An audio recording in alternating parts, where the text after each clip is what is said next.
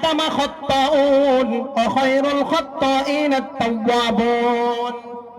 বিশ্বনবী রাহমাতাল লিল আলামিন বলেন, কুল্লু বনি আদম খাত্তাউন, প্রত্যেকটা বনি আদম হলো পাপী, প্রত্যেকটা বনি আদম হলো গুনাহগার, প্রত্যেকটা বনি আদম গুনাহগার। আর ওয়া খায়রুল খাত্তাইন আত-তাওয়াবুন, এবং তাদের ওই গুনাহগারের ভেতর থেকে তারাই হলো সর্বশ্রেষ্ঠ মানুষ, যারা গুনাহ করার পরে আমি আল্লাহর কাছে তওবা বেশি বেশি করে করে। কি করে? বেশি বেশি করে, বেশি বেশি করে যারা তওবা করে, এই মানুষগুলো হলো ওই মানুষগুলোর থেকে ভালো যেই মানুষগুলো তওবা থেকে অনেক দূরে সরে আছে। আল্লাহ পছন্দ করে তওবাকারী। আমি আপনি মনে করি যে আমি যদি তওবা করি আল্লাহর কাছে, একবার তওবা করলাম, আল্লাহর কাছে দুইবার তওবা করলাম, আল্লাহর কাছে তিনবার তওবা করলাম, আল্লাহর কাছে কয়বার আর তওবা করব? আমার আল্লাহ বলেন, লা তাকনাতু মির রাহমাতিল্লাহ, ইন্নাল্লাহা ইয়াগফিরুদ যুনুবা জামিআ।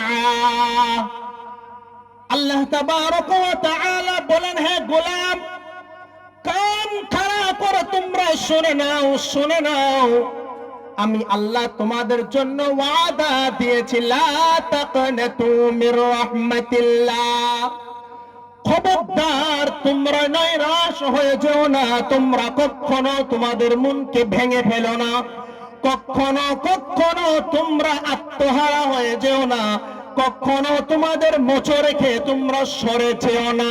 কারণ তোমরা যদি সরে যাও, ইন্নাল্লাহ, আল্লাহ তাবারক ওয়া তাআলা বলেন, যদি তোমরা সরে যাও ক্ষতি কি হবে জানো?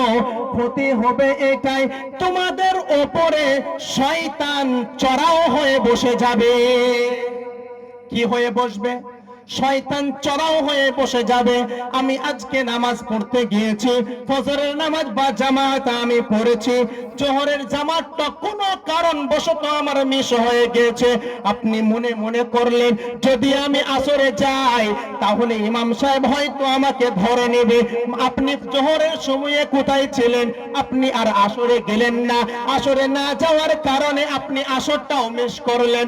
আপনি মাগরিবেরটাতে যাবেন, মাগরিবের সময় একই চেতনা আপনার ধারণা এলো, আপনি মাগরিবেও আপনি গেলেন না, ঈশার সময়ে আপনি গেলেন না, ঈশার সময়ে আপনি ভাবলেন মানুষরা আমাকে আজকে বলবে কি রে ভাই সারা দিন আজকে নামাজ পড়ো নাই কেন?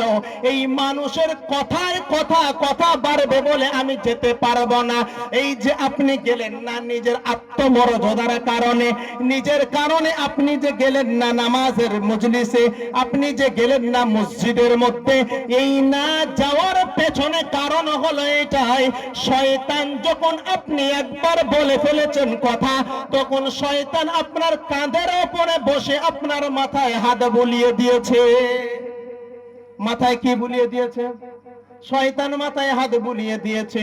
এই কারণে আমার আল্লাহ তাবারক ওয়া তাআলা বলেন, লা তাকুনতু মির রাহমাতিল্লাহ, ইন্নাল্লাহা ইয়াগফিরুদ যুনুবা জামিআ, ইন্নাহু হুয়াল গফুরুর রহিম।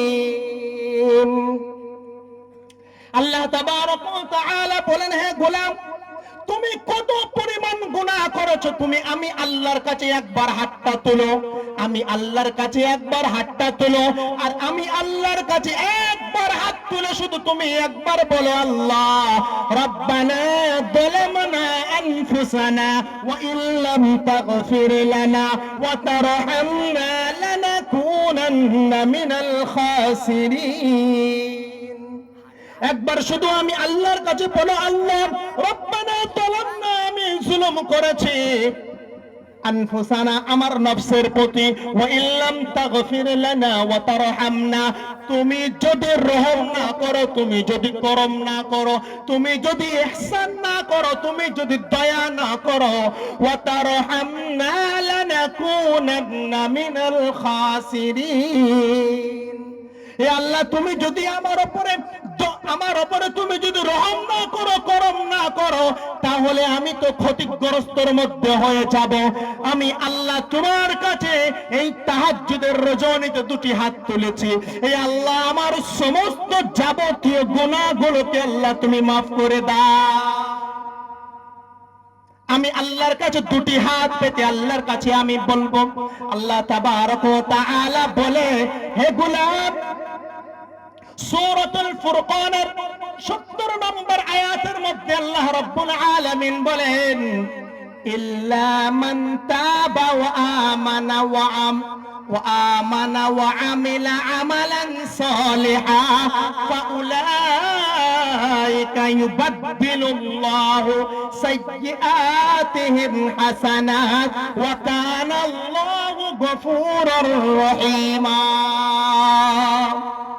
আল্লাহ তাবারক ওয়া তাআলা বলেন, ইল্লা মান তাবা, আমি আল্লাহ পছন্দ করি ওই মানুষগুলোকে যেই মানুষেরা আমি আল্লাহর কাছে বেশি বেশি তওবা করে। কি করে? তওবা করে। এক নম্বরে আল্লাহ বলেন ইল্লা মান তাবা, যারা বেশি বেশি তওবা করবে আমি আল্লাহ তাদেরকে পছন্দ করি। দুই নম্বরে আল্লাহ বললেন ইল্লা মান তাবা ওয়া আমানা, দুই নম্বরে আল্লাহ বললেন যারা আমি আল্লাহর উপরে ঈমান আনবে। কি দুই নম্বরে? কি? যারা আল্লাহর উপরে ঈমান আনবে। তিন নম্বরে রব্বে কারীম বলেন ইল্লা মান তাবা ওয়া আমানা ওয়া আমিলা আমালান সালিহান। তিন নম্বরে আমি আল্লাহ ওয়াদা দিলাম, কেউ যদি আমালান সালিহা, নেক আমল যদি কেউ করে, আল্লাহ বলেন এক নাম্বার কেউ যদি বেশি বেশি করে তওবা করে, দুই নম্বরে কেউ যদি আমি আল্লাহর উপরে ঈমান আনে, তিন নম্বরে কেউ যদি আমলে সালেহ নেক কাজগুলো কেউ করে। আল্লাহ তাবারক ওয়া তাআলা এই তিন কথার পর আল্লাহ তাআলা কি বলল জানেন? আল্লাহ তাআলা বললেন ফাউলাইকা ইউবাদদিলুল্লাহ সাইয়্যাতিহিম হাসানাত। সুবহানাল্লাহ, সুবহানাল্লাহ বলেন, সুবহানাল্লাহ বলেন। ফাউলাইকা ইউবাদদিলুল্লাহ সাইয়্যাতিহিম হাসানাত। আল্লাহ তাবারক ওয়া তাআলা বলেন, হে গোলাম, এক নম্বরে বেশি তওবা করেছো, দুই নম্বরে আমি আল্লাহর উপরে ঈমান এনেছো, তিন নম্বরে আমলে সালেহ নেক কাজ করার চেষ্টা করেছো।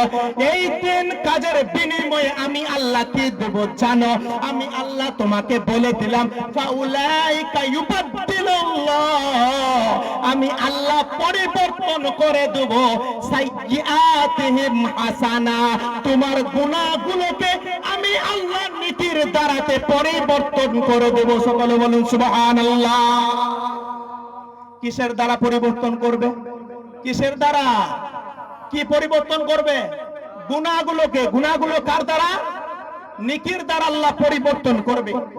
হযরত আবু যর গিফারী রাদিয়াল্লাহু তাআলা আনহু বলেন, মসজিদের নববীর মধ্যে আমি বসা, বিশ্বনবী সাল্লাল্লাহু আলাইহি ওয়াসাল্লাম মসজিদের মিম্বার থেকে বয়ান করে।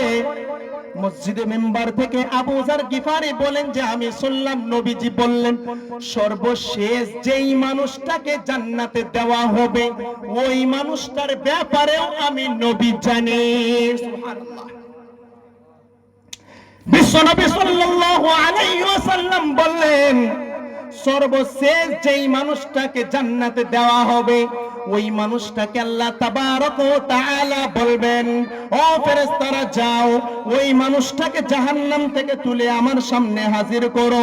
আল্লাহ রাব্বুল আলামিনের ফেরেশতারা ওই জাহান্নামীকে যখন আল্লাহর সামনে হাজির করবে, আল্লাহর সামনে হাজির করার পরে রব্বে কারীম ফেরেশতাদেরকে আদেশ করবে, ইয়ার যত ছোট ছোট গুনাহগুলো আছে সমস্ত গুনাহগুলো আমার সামনে পেশ করো, আর তাকে জিজ্ঞাসা করো তুমি কি এই ছোট ছোট গুনাহগুলো তুমি করেছো কিনা। আল্লাহ তাবারক ওয়া তাআলা যখন তার সামনে ছোট ছোট গুনাহগুলো পেশ করা হবে ওই মানুষটা বড় লজ্জিত হবে, ওই মানুষটা মাথা নত করে থাকবে আর মনে মনে চিন্তা করবে, আল্লাহ আজকে যদি আমার বড় বড় গুনাহগুলো যদি আজকে তুমি প্রকাশ করে দাও, আমার এই বড় বড় গুনাহগুলো যদি তুমি প্রকাশ করে দাও রে আল্লাহ, যে গুনাহগুলো আমার মাও জানে না, যে গুনাহগুলো আমার বাবাও জানে না, যে গুনাহগুলো আমার আত্মীয় স্বজন কেউ আমার এই গুনাহের ব্যাপারে জানে না আল্লাহ। এই আল্লাহ ছোট ছোট গুনাহগুলো তো সবাই দেখতে পায়, কিন্তু বড় বড় গুনাহগুলো কেউ দেখতে পায় না আল্লাহ, একমাত্র তুমি।